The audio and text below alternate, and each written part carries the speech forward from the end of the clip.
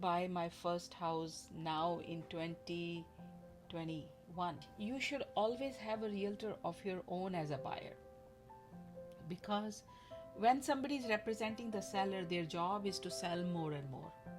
And sometimes they upsell. And I end up buying a property on bidding, for example, where I overpay for a property, most likely. Then I have already eaten the equity I was going to earn in next few years. Are from Sanatan Dharma. Sanatan Dharma is not just Hinduism; it's a way of life. Yes. And it's one of the oldest, I would say, way of life that was discovered, and it's rich. It's still relevant today. People are going back to basics, and these things that many people are finding new today have been there in Sanatan Dharma for many years. And I'm a very rooted person, and I take a lot of pride in being a Hindu and a Sanatan Dharmi person. So yeah, they're from my culture. They're from.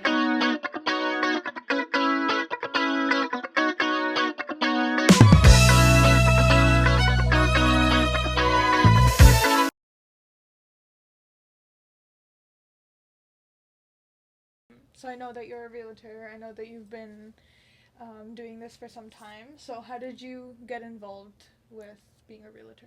Being into real estate. Um, I don't know if you know, but I have had a big career in IT.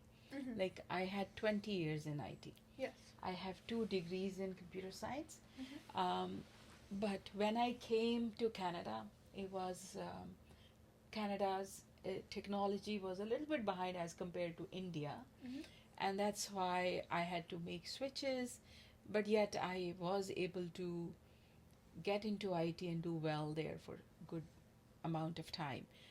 But I always found that I wanted to be my own boss. Mm-hmm. And if you wanted to do any kind of business, it was going to require a lot of capital. And the second thing is you also needed to have love and passion for it, right?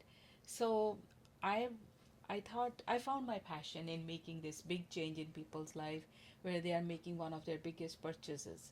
And it was a perfect combination. I had some investment to make, but it wasn't huge. It wasn't in millions. So I got my license, and then in 2019. And the other reason was by that time they changed the law in Manitoba. Earlier, you could only pursue real estate full time, but then in 2018-17, I think, sometimes around that time, they allowed everybody to have it as a second profession. So you could even do it part time. Okay. So that was the trigger for me. Right. And then this was a perfect combination where I didn't need to pay a lot of money. It was all based on my own work hard and knowledge increase. I love to learn. I learn a lot of things. And then it was making a positive impact in somebody's life if I did my job well. So everything came together. That's why I thought it'll be something to pursue. And I got my license in 2019, Mm-hmm. and started working in 2020. Okay. Yeah. So when did you move here to Winnipeg? In 1999. Wow. Okay, Yes. so you've been here for some time now. Yeah. So your first house when you bought it, what was your experience like with a realtor? So my house that I came to was already purchased Okay. by my family, and I got to buy my first house now in 2021. Oh wow. Yes, that's the first time I became a homeowner, um, and it was a very interesting experience. Yes, we had to build one. Yeah. Oh wow. Okay, so one of those the new developments, kind of like this area. Yes, Yeah. yes. Okay. Yeah. That's nice. So a lot of people don't know this. When you need to build a property, Mm-hmm. like build a custom house or any type of house from scratch, there is a builder's agent Mm-hmm. who represents the builder. He's the one who's responsible to tell you what lots are available, what kind of models are available, the costing, various features that can be added into a property, you know. and his job is to make sure that he's able to match all your requirements and a little bit more, Okay. right? But you should always have a realtor of your own as a buyer, because when somebody is representing the seller, their job is to sell more and more. Mhm. And sometimes they upsell, and sometimes there are hidden things which you as a buyer would assume that will happen, but they don't end up happening because they're not in your contract. Right. And his job is not to point out the deficiencies. Mhm. His job is to only tell you the good. Yes. But when you have your own realtor, they are able to find everything that is in your best interest. So it doesn't have to be upselling, but it can be some strategic changes that you can make which will give you most return on your money, and it will fit your lifestyle and requirements. So your own agent will have your interest in mind, and the agent is supposed to have the builder's interest in Right. mind. He's hired by the builder. Yes. So in my case, yes, there was a builder's agent, and I Mhm. was representing myself. Yeah. Okay. Yeah. So what is somebody supposed to look for? So for example, I'm only 22, and sometime when I go to buy a house, what's something I should look for in a realtor? In a realtor, it's an interesting question, because most people think that, oh, such a big name and they will do a good job with me, Mhm. or this person has started just new, they will do a good job with me. I think both of those opinions are okay, but to go take it a step further, one has to always bear in mind that the realtor who's caring and who is willing to listen to you is going to be the best realtor for you.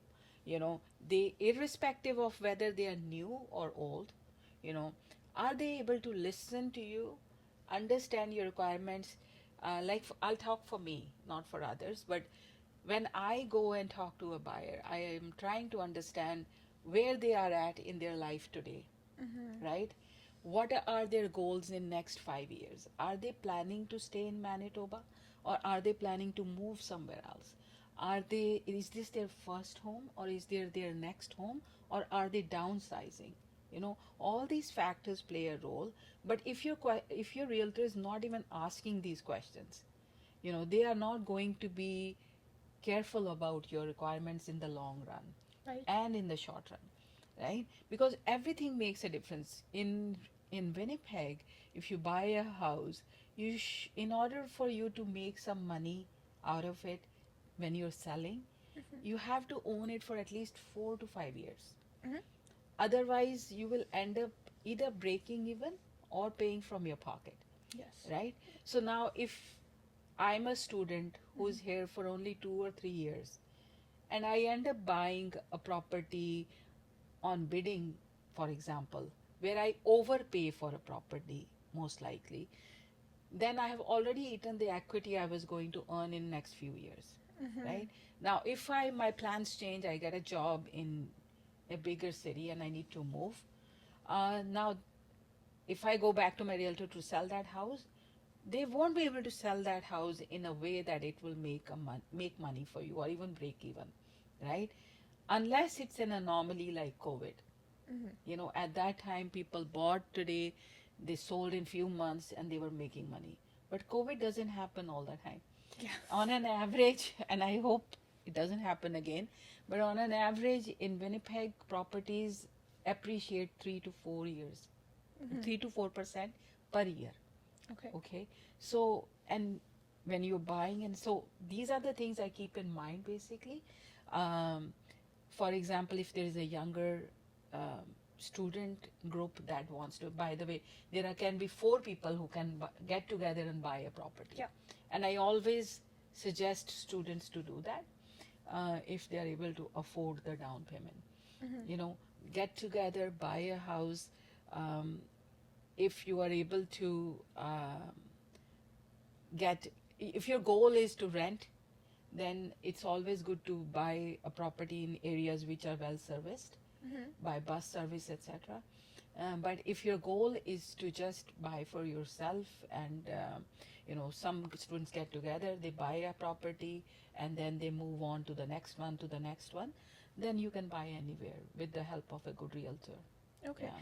So you mentioned a little bit about the anomaly during COVID. What happened to the market during COVID? So when when COVID happened, and obviously we all moved into working from home, Mm-hmm.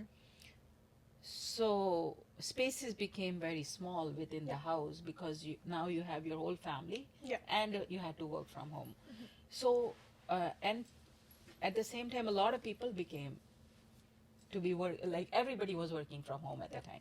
So the requirement for a house became high and Mm-hmm. supply was low. Okay. Whenever we have high demand and low supply, prices go high Mm-hmm. for anything, right? And same thing happened for homes. Now, since there was such a huge surge of demand, it became a highly sellers market. So now sellers were setting the rules. Mm-hmm. In any deal, the fair deals are those where everybody wins, Mm-hmm. right? In this case, it was sellers who were deciding the rules and the norms of the market. So at that time, the house prices went skyrocketing.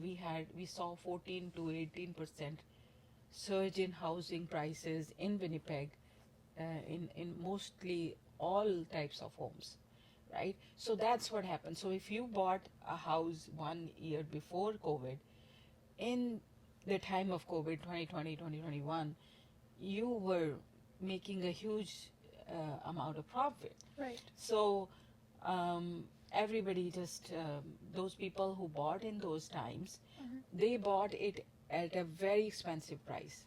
So if you were one of those buyers who bought it during COVID times, and now you want to sell the house, it's likely that you won't make money on it because prices corrected after that.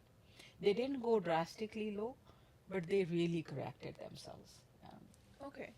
Okay. So what if, um, let's say, if I was to buy a house now, what would be some things in the house? Like I know I would still have to talk to a realtor and stuff, but what should be some things that I should keep in mind as a buyer? So first of all, location matters a lot, right? And once you know which location you want to buy the property, you should look at how many rooms you really need and are going to be using. Mm-hmm. Um, and secondly, what is the condition of the house? You know, there are houses from 1910 onwards or 1904 or 5 onwards in Winnipeg, right? Are they all bad? Likely not. Some of them are really well maintained, and some of them are in the most expensive areas of Winnipeg. Yep. So age matters, but not 100% is not all age. It's not a make or break. It's not a make or break. Yeah. So if it is an older house, yet it is well maintained, so you should look at the condition of the property. Should not have any foundation issues, right? There are various symptoms that you can use to identify any problems, right? There should not be any water damage. In Winnipeg and Manitoba, water is the biggest enemy of the houses, right? Anytime you have water going into wrong places, that's going to damage your property.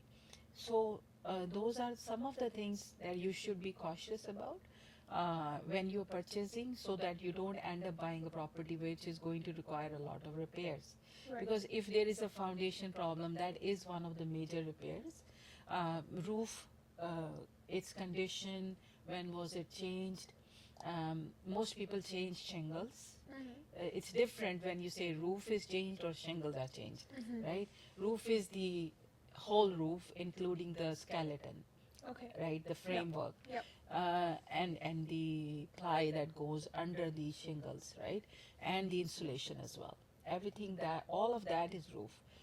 But shingles is only the topical layer that is changed, which makes it like waterproof. Those flaps the that you flaps see that on the go- top, yeah, yes, yeah, yeah. Those Okay. are shingles. Okay. Most of the times, that is all that is needed to be changed. And when you see they are curling up, they are cracking, and you see damage on them, it's time to change. Yeah. Okay. So those are things. So major appliances, if you're buying an older property, you need to understand what is the condition of the major appliances, like furnace. It's one of the expensive items, $5,000 to $7,000. The hot water tank, it's about 100,000 to a $1,200 item, and then roof again, 3 to 5,000 onwards, depending on the size of the property. And these are the three major, and then kitchen appliances, laundry machines, etc. Any structural issue in the house, those are the types of things you need to be careful of. Yeah. Okay. So then how would you, like, let's say there's an issue with the actual framing of the house. How would you find that out? Would you go through an inspection? Framing of the house will, of course, will be from inside. That doesn't happen a lot unless there's water. So there'll be a water issue that will damage the frame or the thing. So in order to find that, you will always find, when you go into the house, always go to the basement first. You'll start to feel the musty smell. You'll see water marks on the walls, on the baseboards. Sometimes those baseboards are almost like, spongy. You can poke a hole, like finger into it, right? You will see those things are fluffed up because water makes it expand. The wood is expanding when it comes in. Yes. Okay. Those are the type. You'll see marks, because water leaves marks of the minerals. Right. Yeah, and then if there is a leakage from the top into the basement, you'll see marks on the joists, water marks on the joist, or water like droplets or something. So you There should will be always, indications. yes, you should look for the marks that indicate any increased humidity, dampness, smell, or water signs. Okay. Yeah. Okay. So in the starting of the podcast, we talked a little bit about how if your realtor is not asking you a few questions, they're probably not the one for you. One of the things that you said was, where are you in your life? What's your 5-year plan? Yeah. So I want to turn those questions around to you. Yeah. Where are you in your life? What's your 5-year plan? My 5-year plan is mostly just, I'm completely dedicated to educating people now. I see myself as helping other realtors become very good realtors. And then I also see myself helping a lot of people make good decisions in making investment into real estate or building properties. Yeah, real estate is my passion. I think I choose my clients very carefully, and I decide where I can bring value to the other person more. So I see myself doing that a lot. Okay. Yeah. So in the first phone call that we had, we talked a little bit about what I was looking to get out of this. And one of the things that we talked about was, I remember a question you asked me, and you said, so you want to be an influencer? Yeah. And my answer was no, and then we talked a little bit more about that. Why is that something that you're not interested in? In being an influencer? In being an influencer, or like collaborating with influencers? It's not that I'm not interested in that. I asked you that question because I wanted to be prepared that way, right? I believe in building solid foundations. I think influencers, nothing against them. Influence, when I hear that word, it's for like momentary, Yes. right? And inspiration is something that stays with you. Yes. Right? And inspiring, a person can be inspirational only if they have a solid root Foundation, and foundation. So I believe in that, and that's why everything I say and do has to be grounded in real knowledge and facts, right? That's the only way I feel, and I may be wrong, that something can be long lasting, Yeah. And that's the only reason. Yeah, and I agree with you there. I think the word influence or the word influencers, I think that again, no disrespect to anybody that likes to categorize themselves that way, but I don't think personally we are no one to influence other people. We can inspire them for Yes, sure. yes. And I agree with you there Yeah. that I would like to spread knowledge to people. I want people to understand. This is why I started the podcast as well, is because I want to bring knowledge to people. And I think that's what you're doing as well. Yes, yes, absolutely. I completely and 100% believe in sharing every knowledge, all kinds of information, transparently and honestly, and let the other person decide for themselves. Yes. We are nobody to decide for somebody. And I think when we are doing the influencing part, we are almost in a way somewhere Imposing our motivating. opinion. Yes, Yeah. Yeah. or what do you call them? It's not motivating. It's what do you say? Manipulating their thought process. Yeah. And I just don't want to be in that zone myself. Yeah. Yeah. Is that, like, I know I see your social media and I know you share a lot about spirituality, and I can see that you're Hindu. Yes. So these principles that you have, does it come from you being religious? They are from Sanatan Dharma. Right. Sanatan Dharma is not just Hinduism; it's a way of life. Yes. And it's one of the oldest, I would say, way of life that was discovered, and it's rich. It's still relevant today. People are going back to basics, and these things that many people are finding new today have been there in Sanatan Dharma for many years. And I'm a very rooted person, and I take a lot of pride in being a Hindu and a Sanatan Dharmi person. So yeah, they're from my culture, they're from my heritage, and I'm very proud of Have them. you started to lean more? Because I know I've heard this from a lot of people, and I've experienced this myself as well, that once you leave your country, or like specifically talking about Hinduism and us being Indians, once you leave India and you come to Canada, that's when you start to be more religious. Even though every second street in India has a temple, you start to be more religious when you move. And I think partly it's because of the hardships that you have to face when you move Yeah. and the things that come with immigration. Is that a similar experience for you, or have you always been that way? There are many factors that come into play here. When I'll talk for me. When I moved from India, I was very young. I was 25 years old, and I had the seeds of religion in my mind, but I did not understand it or made more sense of it in my life, how it plays. I lived with certain rules just by default, because this is how I was raised, right? But when you go away from your country, anytime you go away from somebody or something, you miss them, right? And I come from a defense background. My father served in defense services. I wanted to be serving in defense services myself, and life took a turn. So I have a lot of love for my motherland and for my culture. The other thing is that the age played a role. As you grow old, you become more aware of your culture, your heritage, your religion, and where you come from. And people go through transformations. Yeah. And anytime you are in a hardship, you're looking up for something or some force that is going to bring you the solution.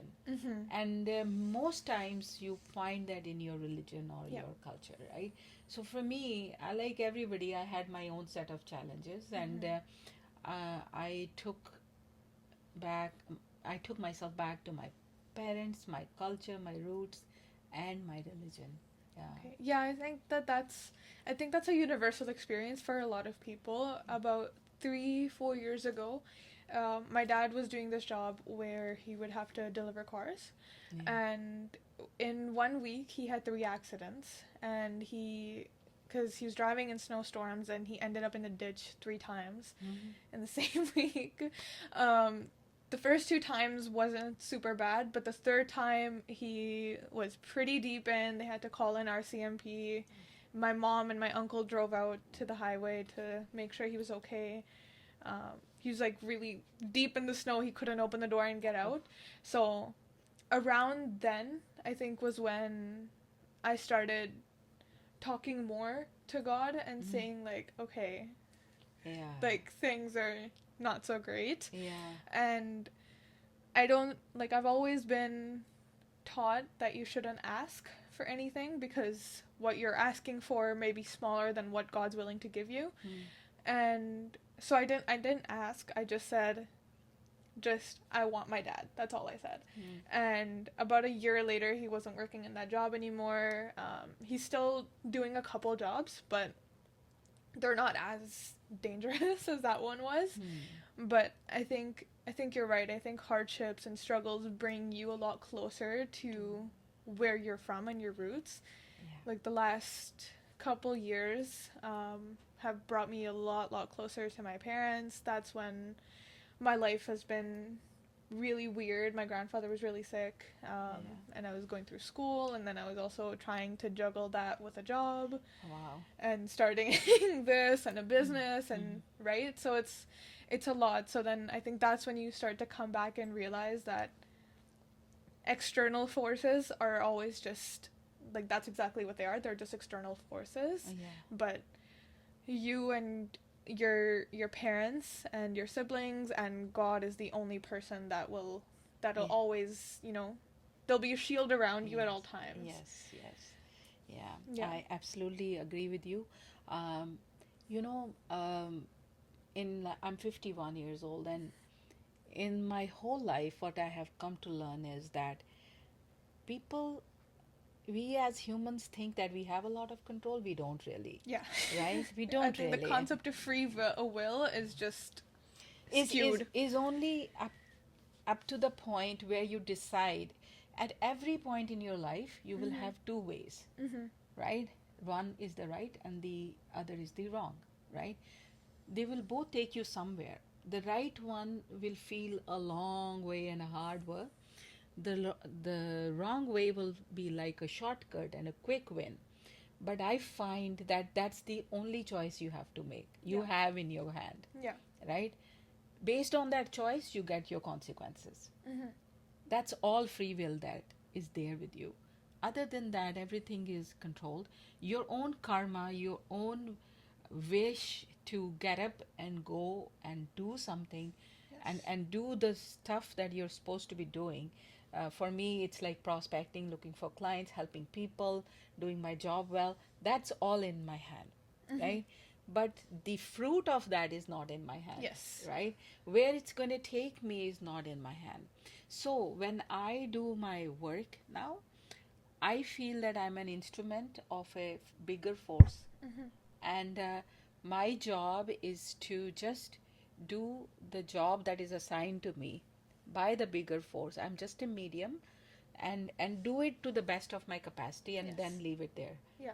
I think that's also mentioned in the Bhagavad Gita. Yes. Like Krishna also said to Arjun that just do what you're supposed to do. Don't worry about how you'll be rewarded. And I think a lot of us, I think even in real life, like even when I go for exams, right? Or anybody goes for exams, they do their best, and you don't know what you're going to get. Right? Yeah. You come back and that's it. Yeah, your free will was to make sure that you study hard. Yeah. Yeah, that's where the free will is, that you're not wasting your time, that you study hard, you're on top of your stuff, and that's it. And in my case, it's like doing my best to find the right house for my people, not worry about, not be just money centric, which property is going to get me the most money is never been my goal and never will be. I always look out for what is going to make my client happy. Where will they feel at home? I come across so many people, for example, who say, oh, I'm approved for X amount of money. Let's say it's 400,000. I will never suggest them to go up and buy a house for 400,000 because that's their max limit. Yes. If you buy at your max limit, you will end up being house poor. Yeah. You will get that house likely, but you won't be able to enjoy it because there won't be any money left to enjoy it. You won't be able to furnish it. You won't be able to live a life that you were living before the purchase, you know. So that's why I always keep them lower than their max limit, and that's why my people refer me more, because they are happy when they Yes. purchase or they sell with me. I You know. think that's one of the main things that you have to look out for in business or when you're giving a service, is that you have to make sure that whoever you're giving that service to is happy Yeah. and they're satisfied, because that's how you build a network, right? Yes. Yeah. Yes. Yeah. That's been a similar situation with me as well. So I run an immigration nonprofit, Okay. and one of the things I do is like help people, like teach them how to apply for their visas, their passports, stuff like that. And I've just now started to ask for a little bit of money because it's just not sustainable to Yeah. do everything for free. Yeah. And it's not even coming back to me, right? It's going back to the nonprofit. Yeah. But I've noticed now that people don't want to pay for Yeah. for these services because, you know, the mentality right now is just that if I'm paying for something, then why not just go to like a certified consultant, Yes. right? But what I say to that is, okay, but the certified consultant is asking you for like $4,000 or $5,000, Mm-hmm. and I'm helping you understand it. I'm teaching it to you Yeah. for $30 to $40, if Yes. that, right? Yes. Yeah. So I think it's important to know that knowledge is more important Yes. than just getting your stuff done, Yes. because at the end of the day, the agent will be there one day and then the next day they won't, right? That's why I Exactly. brought you on. That's why I wanted to ask you for what to look for in a house, because yes, you'll have a realtor, yes, you'll have everybody, and you'll have like family looking out for you, but at the same time, this is knowledge you should have for yourself, right? This is Correct. stuff that I didn't know to look for water damage when I buy a Right. house, Yeah. right? Yes. So that's one of the things that I think is so important now more than ever, because of this new generation of AI and everything being so available on the internet, that people have just stopped learning Yes. and stopped like using their brain, really. Yes.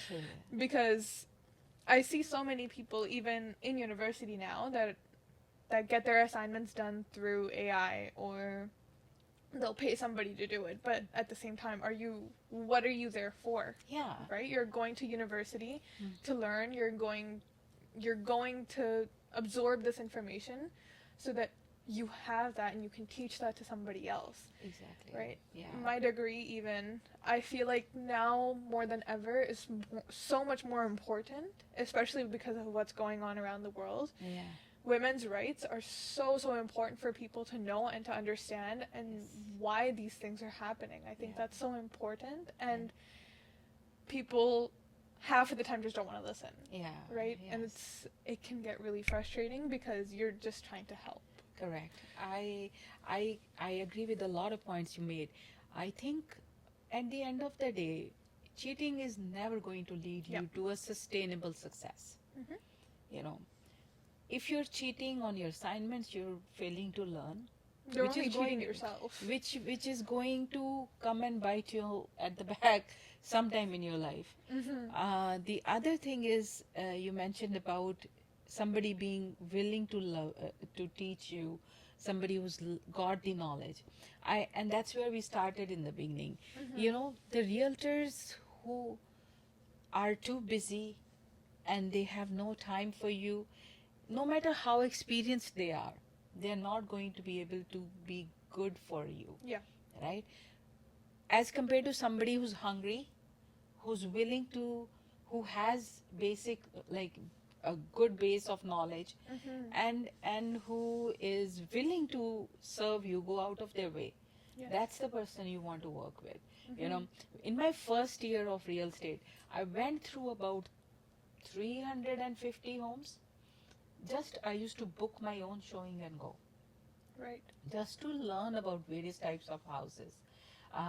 As I mentioned before, there are houses from 1900s in Winnipeg. Mm-hmm. So every few years, the code changes because we get new technology of building. You know, first houses were built with stone foundations, right? there are lots of pros and cons of those, right? Those houses still exist, you know. If you end up purchasing that type of house for your, helping your buyer buy that one because they fit in that or they like that, and then you need to know what are the problems they are going to face Yeah. and how to remediate them, Yes. right? And how to find those problems, right? So that's why in the first year, I went through so many homes. Me and my husband used to go through them just to learn about every types of codes that came with various years of housing, right? And then what are those problems and how to find, how to fix them, and what does it cost to fix them. Right. And I also paid so many inspectors to learn about these houses, you know.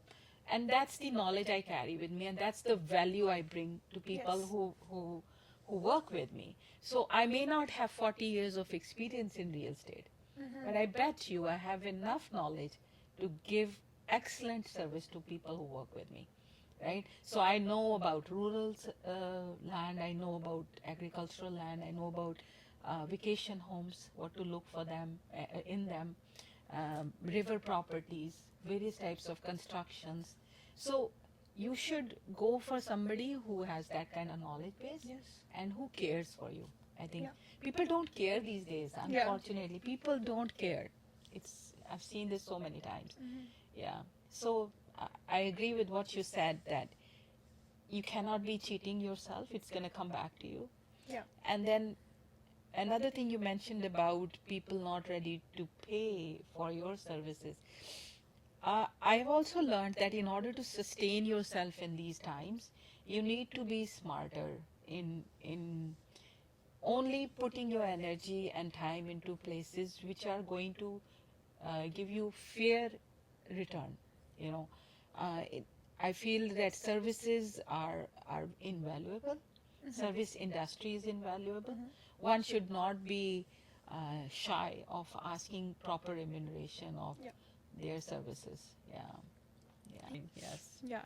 Yeah. So we're reaching towards the end of the podcast. I want to thank you so much for coming today.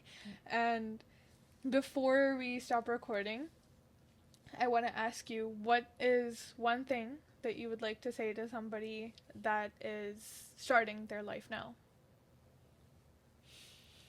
Big question. Starting their life in the sense,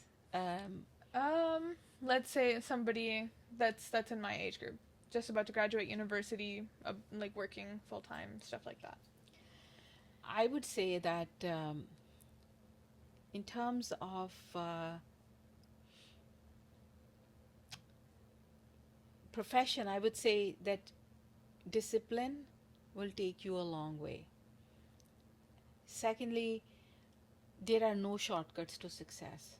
Mhm. Either you enjoy now or you enjoy it for the Later. rest of your Yeah. life.